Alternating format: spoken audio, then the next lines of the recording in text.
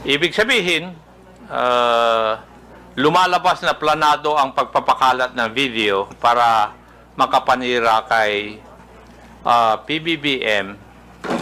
Tama po. Yes po, Mr. Chair. At ayon sa iyo, si Harry Roque ang may pakanan nito. Yes po, Mr. Chair. Bakit ka nagsasalita ngayon at bakit ka pumirma ng isang affidavit? Para itama po ang mali. Tila ipinahihiwatig sa polvoron video na gumagamit ng ipinagbabawal na gamot si PBBM.